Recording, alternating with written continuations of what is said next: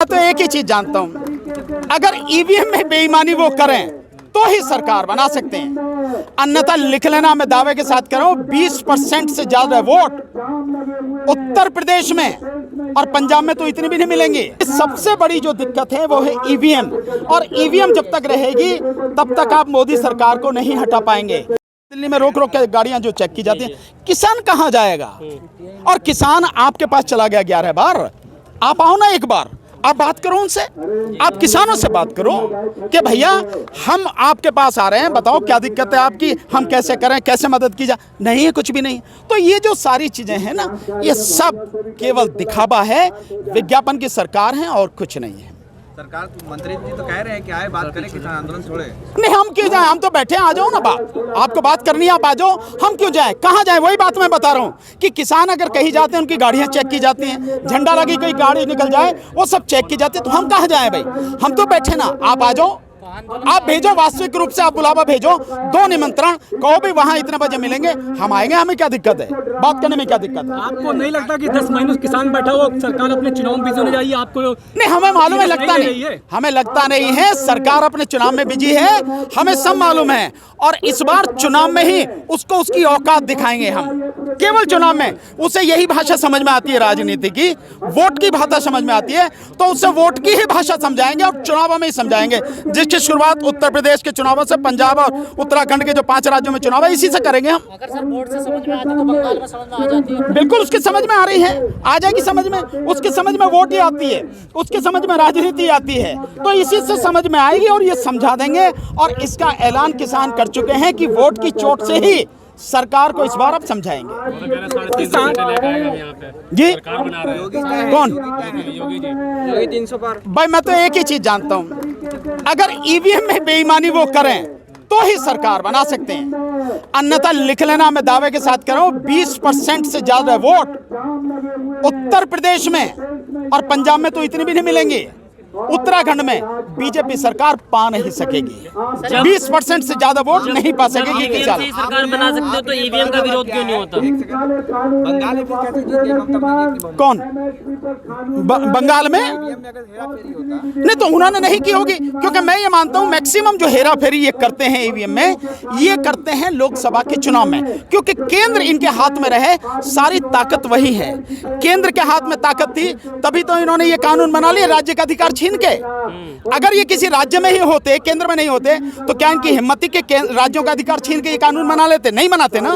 तो इनका फोकस रहता है केंद्र में, लेकिन राज्यों में भी वहां पर जहां इनके राज्य वाकई में इनकी इज्जत दांव पे, जैसे उत्तर प्रदेश से ही कहते हैं कि भाई दिल्ली का रास्ता वहीं से होके जाता है, लखनऊ से होके जाता है, तो बहुत संभावना है कि उत्तर प्रदेश में ये सब कुछ हो। दूसरा, इसके अलावा इनके लिए, क्योंकि मोदी जी का गृह राज्य है पश्चिम, वो जो है आपका गुजरात, तो वहां पर भाई गृह राज्य में अगर प्रधानमंत्री हार जाएगा तो उसकी इज्जत क्या रह जाएगी? ये वहां होती है, और इसीलिए भी होती है कि ईवीएम पे जो सवाल खड़े कर रहे हैं हम लोग, लगातार जो आंदोलन कर रहे हैं, वो सवाल ना खड़े हों और लोग ही इस बात को कहने लगे कि साहब ईवीएम, जैसे आपने कहा, अगर ईवीएम में गड़बड़ी तो पश्चिम बंगाल में कैसे हार गए। ये सरकार की नीति है, आरएसएस की, बीजेपी की नीति है। हम जानते हैं, आप कितना जानते हैं, आप जाने। अगर ईवीएम से वो जीतती है केंद्र का चुनाव, तो आप तो कुछ नहीं कर पाएंगे। नहीं, हम तो यही कर रहे हैं ना कि लोगों को जगाने की कोशिश कर रहे हैं, हम लोगों को समझाने की कोशिश कर रहे हैं कि सबसे बड़ी जो दिक्कत है वो है ईवीएम, और ईवीएम जब तक रहेगी तब तक आप मोदी सरकार को नहीं हटा पाएंगे। इसलिए मोदी सरकार को हटाने से पहले ईवीएम को हटाना जरूरी है। इसी के लिए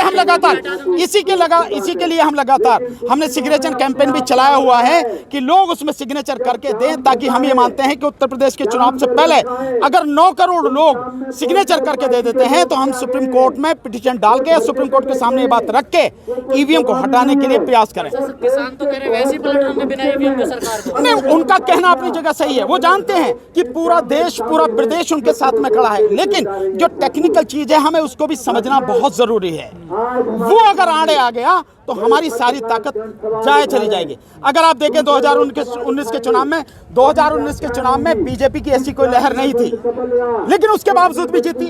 वो जीती इसलिए क्योंकि ईवीएम में धांधली करी। और क्या आप जानते नहीं धांधली का कितना बड़ा सबूत है? 373 लोकसभा सीटों पर जितनी वोटें पड़ी उनसे 8,000 से लेकर 18,000 वोटें ज्यादा निकली और इलेक्शन कमीशन आरटीआई के बावजूद भी आज तक उसका जवाब नहीं दे सका। तो आपको नजर नहीं आती कि बेईमानी क्या है? सर इलेक्शन आयोग को तो नजर नहीं आती ना, वो तो मना करता कुछ नहीं है ईवीएम में। नहीं, उसके करने से क्या है, वो तो यही कहेगा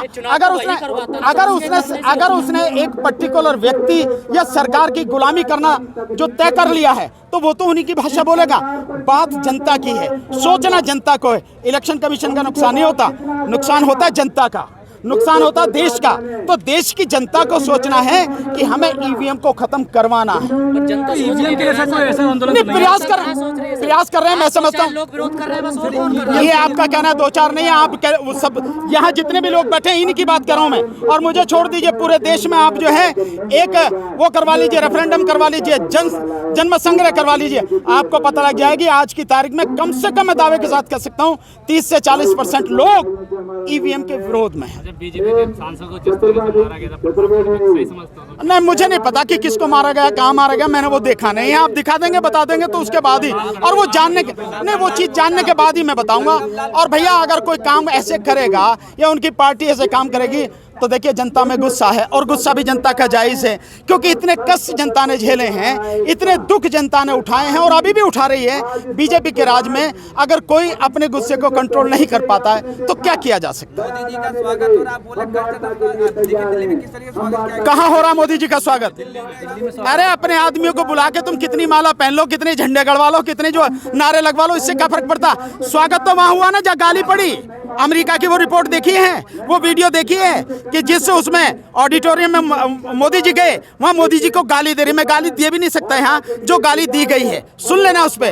तो जब इतने 2-4 नहीं हैं, वो बहुत लोग हैं, और वो तो तब हैं कि जब वो जाने नहीं दिए जा रहे हैं। और व्हाइट हाउस के सामने प्रदर्शन किया लोगों ने, खूब कस के विरोध किया। वो विरोध नजर नहीं आता आपको, मीडिया नहीं दिखाता। ये आप कुछ तारीफ भी तो हुई होगी। नहीं, ये आपका कहना है। अगर तारीफ होती ना तो कमला हैरिस जो वहाँ की उपराष्ट्रपति हैं, उन्हें ये नहीं कहना पड़ता कि दुनिया में आज लोकतंत्र खतरे में है और हम सहयोगी राष्ट्रों और दुनिया के राष्ट्रों की ये जिम्मेदारी है लोकतंत्र को बचाएं ताकि लोगों को उनका हक मिल सके। ये नहीं कहना पड़ता। नहीं तो ये सिर्फ हमारे नहीं, मैं नहीं जानता, अगर समझते तो ये हाल नहीं होता। मोदी जी क्या है कि मैं लोकतंत्र के मंदिर से आया हूं। लोकतंत्र के वो ऐसे ही करते हैं, जिस जगह जाते हैं उसी का बेड़ा गर्क कर देते हैं। वो लोकतंत्र के माध्यम से जीत के आए हैं, लेकिन लोकतंत्र को ही वो तहस नहस कर रहे हैं, खत्म कर रहे हैं। यही है, जो वो कहते हैं वो करते नहीं हैं, और जो कहते हैं उसके उलट काम करते हैं। दौरा तो प्रधानमंत्री जी का, पर एक रिपोर्टर ज्यादा वायरल हो रही है उस दौरे से भी। मुझे नहीं पता कौन रिपोर्टर है, क्या है, आपको ज्यादा पता होगी क्यों आप उस क्षेत्र के हो। मुझे नहीं पता कौन है, अंजनाम कश्यप होगा कोई होगा, मुझे नहीं मालूम है उसके विषय में क्या है क्या नहीं। और भैया ऐसे तो बहुत हैं, वहाँ भी एक गए थे, क्या नाम है वो, जी न्यूज़ की थी, कौन की थी वो। आज बच कैसे रहे वकील साहब? आप तो बड़ा कड़ा जवाब देते हैं, आज बच कैसे रहे सब? आपको मैं जवाब नहीं दे रहा अभी, आपको जवाब नहीं दे रहा अभी, मेरा जवाब नहीं नजर आ रहा आपको। आप तो बड़ा नहीं, जो चीज़ मैंने देखी नहीं, जो चीज़ मैंने देखी नहीं, जिस चीज़ के विषय में मैं अभी मालूम नहीं है उसके विषय में जवाब देना क्या ठीक है? हाँ, मालूम हो जाएगी।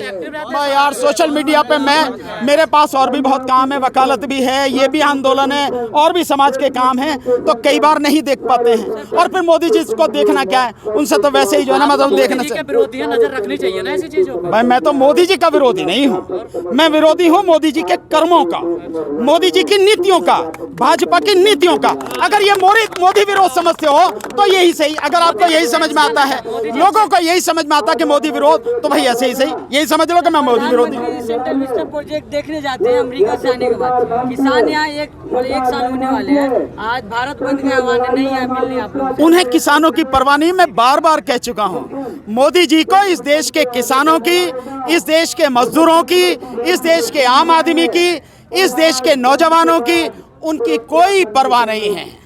उन्हें उन्हीं ईंट पत्थरों की है, पता नहीं उसी में अपनी समाधि बनवाने का क्या विचार कर रहे हैं, क्या वो जो बनवा रहे हैं सेंट्रल विस्टा, सिर्फ उसी की उन्हें वो है और कुछ नहीं है उन्हें। उत्तर प्रदेश में चुनाव की सरगर्मियां बढ़ती, कल मंत्रिमंडल विस्तार भी हो गया, तो क्या किसान कोई मुद्दा नहीं, क्योंकि जातीय आंकड़े को दुरुस्त करने की कोशिश की जा रही है, हर जाति से मंत्री बनाया गया। किसान कोई मुद्दा नहीं है, वो जाति और धर्म के नाम पे राजनीति करते हैं और 9 महीने के लिए, 9 महीने का 3 महीने के लिए, 90 दिन के लिए झुंझुना पकड़ाया है। ऐसे समझ रहे जैसे लोग इतने मूर्ख हैं हैं जो समझेंगे नहीं कि भैया अब 3 महीने में क्या हो पाएगा, बजट भी अलॉट नहीं हो पाएगा, जो कुछ होना हो गया, तो क्या करेंगे वो मंत्री आके, वो नाम के हैं, जाति और धर्म के नाम पे जो राजनीति चल रही है उसी को वो करती है बीजेपी, उसी का काम है और कुछ नहीं।